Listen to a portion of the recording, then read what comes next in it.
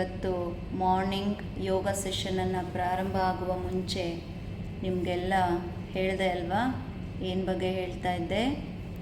ನಾನು ಟೀಚರ್ ಆಗಿರ್ಬೋದು, ಎಲ್ಲಿ?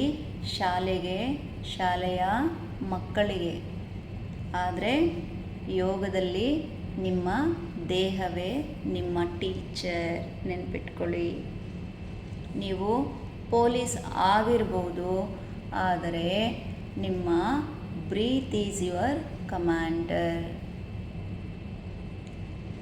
ನೀವು ಡಾಕ್ಟರ್ ಆಗಿರ್ಬೋದು, ಆದರೆ ನಿಮ್ಮ ಮೈಂಡ್ ನಿಮ್ಮ ಆಪ್ರೇಟರ್. ನೀವು ಬಾಸ್ ಆಗಿರ್ಬೋದು, ನೀವು ಕಂಪನಿ ರನ್ ಮಾಡ್ತಾ ಇರ್ಬೋದು, ನಿಮ್ಮ ಹತ್ರ ಹಣ ಇರ್ಬೋದು, ಆಯಿತಾ? ಆದರೆ ನಿಮ್ಮ ಮನಸ್ಸು ನಿಮ್ಮ ಬಾಸ್. ಇವತ್ತಿಂದ ಯೋಗ ಮ್ಯಾಟ್ ಮೇಲೆ ಬರೋಕ್ಕಿಂತ ಮುಂಚೆ ಅದನ್ನೆಲ್ಲ ತಲೆಯಿಂದ ತೆಗೆದುಬಿಡಿ. ನಾನು ಓದ್ತಾ ಇರ್ತೀನಲ್ಲ, ನಿಮ್ಮ ಗ್ರೂಪ್ನಲ್ಲಿ ಬಹಳ ಓದಿದೆ, ನೆನ್ನೆ ಬಹಳ ಓದಿದ್ದೀನಿ. ನಿಮ್ಮ ಎಲ್ಲ ಯಾಕೆ ಬರೀರಿ ಅಂತ ಹೇಳ್ತೀವಿ ಅಂತ ಹೇಳಿದ್ರೆ, ನಿಮ್ಮ ಮನಸ್ಸು ನಮ್ಗೆ ಅರ್ಥ ಆಗ್ತಾ ಇರಬೇಕು. ನಿಮ್ಮ ಮನಸ್ಸು ನಮ್ಗೆ ಅರ್ಥ ಆದರೆ ಅಕಾರ್ಡಿಂಗ್ ಟು ದಟ್ ಯೋಗ ನಿಮಗೆ ಟ್ಯೂನ್ ಮಾಡಲಿಕ್ಕೆ ಸಹಾಯ ಮಾಡ್ತಾ ಹೋಗುತ್ತೆ. ಯೋಗ ಮ್ಯಾಟ್ ಮೇಲೆ ನಮ್ಮ ಯಾವುದೇ ಹುದ್ದೆ ಕೆಲಸ ಮಾಡಲ್ಲ.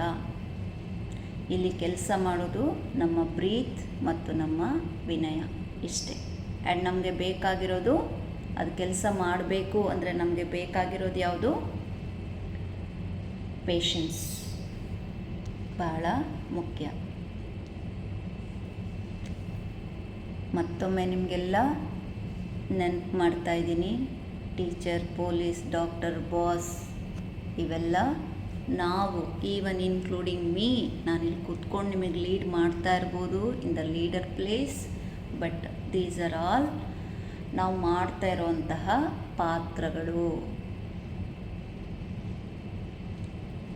ಓಕೆ? ಆದರೆ ನಾವ್ಯಾರೂ ಪಾತ್ರವಲ್ಲ, ನೀವ್ಯಾರೂ ಪಾತ್ರವಲ್ಲ, ನೀವೆಲ್ಲ ಒಂದು ಚೈತನ್ಯ.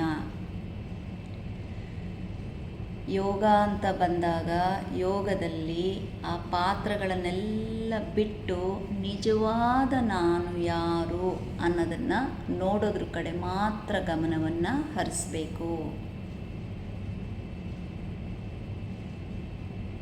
ಯಾರಲ್ಲಿ ಈಗೋ ಇರುತ್ತೋ, ಅಹಂ ಇರುತ್ತೋ, ಅವರಲ್ಲಿ ಒಂದು ಭಾವನೆ ಇರುತ್ತೆ.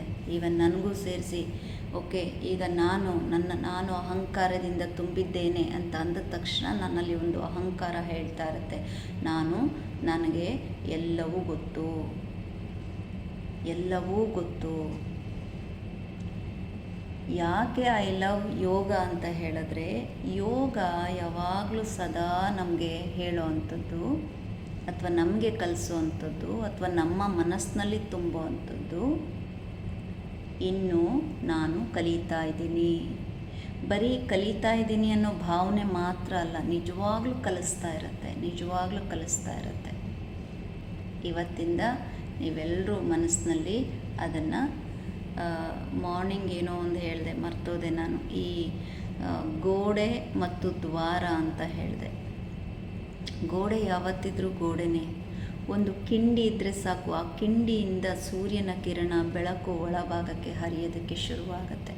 ಗೋಡೆಯಿಂದ ಯಾವತ್ತೂ ಬೆಳಕು ಬರೋದಿಲ್ಲ, ದ್ವಾರದಿಂದ ಮಾತ್ರ, ಕಿಂಡಿಯಿಂದ ಮಾತ್ರ ಬೆಳಕು ಒಳಭಾಗಕ್ಕೆ ಹರಿಯೋದಕ್ಕೆ ಸಾಧ್ಯ ಆಗುತ್ತೆ. ಹಾಗಾಗಿ ಅಹಂಕಾರ ಯಾವತ್ತೂ ಗೋಡೆಯಂತೆ, ವಿನಯ ಯಾವತ್ತೂ ದ್ವಾರದಂತೆ ಇರುತ್ತೆ. ಪೊಲೀಸ್ನವರಾಗಲಿ, ಸೈನಿಕರಾಗಲಿ, ದೇಶವನ್ನು ಕಾಪಾಡಬೇಕು. ದೇಶವನ್ನು ನಾವು ಕಾಪಾಡಬೇಕು ಅಂದರೆ ಮುಂಚೆ ಯಾವುದನ್ನು ಕಾಪಾಡ್ಕೋಬೇಕು? ನಿಮ್ಮ ಮನಸ್ಸನ್ನು ಕಾಪಾಡ್ಕೋಬೇಕು. ಹಾಗೆ ಶಿಕ್ಷಕರು ಮಕ್ಕಳಿಗೆ ಪಾಠ ಹೇಳೋದಕ್ಕಿಂತ ಮುಂಚೆ ನಮ್ಮಲ್ಲಿರೋ ಅಹಂಕಾರಕ್ಕೆ ಪಾಠವನ್ನು ಹೇಳಬೇಕು.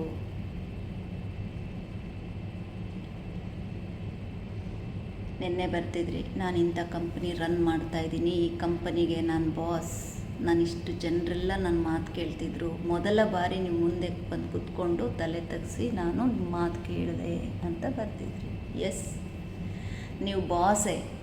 ಆದರೆ ಇತರರನ್ನು ನಿಯಂತ್ರಿಸುವ ಮುಂಚೆ ನಿಮ್ಮ ಉಸಿರನ್ನು ನೀವು ನಿಯಂತ್ರಿಸಬೇಕು. ಯಾಕಂದರೆ ನಿಮ್ಮ ಬ್ರೀತಿಂಗಿಂದ ನೀವು ಪೇಷಂಟ್ ಆದ್ರಿ, ಅಡ್ಮಿಟ್ ಆದ್ರಿ, ಹಣ ಕಳ್ಕೊಂಡ್ರಿ, ಯಾರೋ ನನ್ನ ಹೆಸರು ಹೇಳಿದ್ರು ನೀವೆಲ್ಲಿ ಬಂದ್ರಿ. ಸೊ ಹಣದಿಂದ ಎಲ್ಲವೂ ಸಿಗಲ್ಲ ಅಂತ ನಿಮಗೆ ಈಗ ಗೊತ್ತಾಯಿತು. ಆದರೆ ಈಗ ನಿಮಗೆ ರಿಯಲೈಸೇಷನ್, ನಿನ್ನೆಯಿಂದ ನಿಮ್ಮ ಶ್ವಾಸವೇ ನಿಮ್ಮ ಉಸಿರು. ನಿಮ್ಮ ಶ್ವಾಸವನ್ನು ನೀವು ಕಂಟ್ರೋಲ್ ಮಾಡದೆ ನೀವು ಕಂಪನಿ ಹೇಗೆ ನಡೆಸ್ತೀರಿ, ಕಂಪನಿಯಲ್ಲಿ ಕೆಲಸ ಮಾಡುವ ನಿಮ್ಮ ಸಿಬ್ಬಂದಿಗಳನ್ನು ಹೇಗೆ ನಿಯಂತ್ರಣ ಮಾಡ್ತೀರಿ, ಬಹಳ ಮುಖ್ಯ. Okay, right. ಎಲ್ಲರೂ ಕಾಲುಗಳನ್ನು ಜೋಡಿಸಿ, ಎರಡೂ ಕಾಲುಗಳನ್ನು ಜೋಡಿಸಿ, interlock the finger, lock your head. ಫಿಂಗರ್ಸನ್ನು ಲಾಕ್ ಮಾಡಿ, ದೇಹವನ್ನು ಎಡಕ್ಕೂ ಬಲಕ್ಕೂ ರೋಲ್ ಮಾಡಿ ಚೆನ್ನಾಗಿ. ದೇಹ ನೇರವಾಗಿರಲಿ. ಬಲಭಾಗದಿಂದ ಬಂದು ಮೇಲೆ ಬಂದು ಆರಾಮಾಗಿ ಕೂತ್ಕೊಳ್ಳಿ.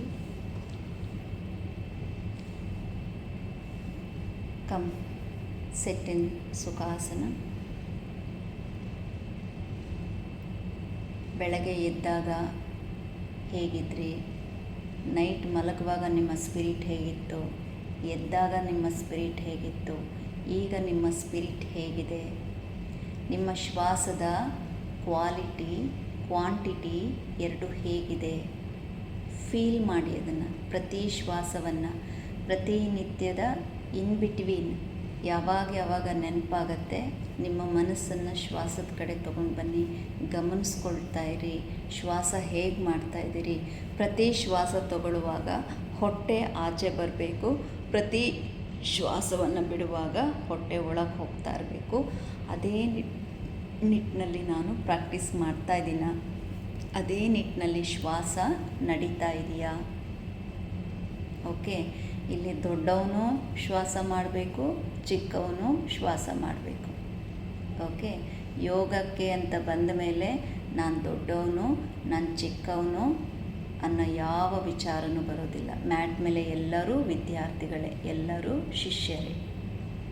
ಓಕೆ, ನಿನ್ನೆ ನಾನು ನಿಮಗೊಂದು ಕೆಲವೊಬ್ಬರ ಬೆಳವಣಿಗೆಯನ್ನು ನೋಡಿದ್ದಾದಮೇಲೆ ನನಗೆ ಬರೀಬೇಕು ಅಂತ ಅನಿಸಿದ್ದು ಒಂದು ಕೋಟನ್ನು ನಿಮಗೆ ಬರೆದಿದ್ದೆ.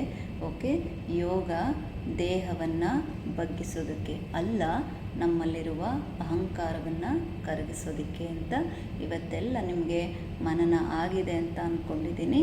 ಸೊ ಅದೇ ಒಂದು ಶ್ರದ್ಧಾ ಭಾವನೆಯಿಂದ, ವಿನಯ ಭಾವನೆಯಿಂದ ಎರಡೂ ಹಸ್ತಗಳನ್ನು ಜೋಡಿಸಿ join the palm. Let's do the Omkara. Breathe in,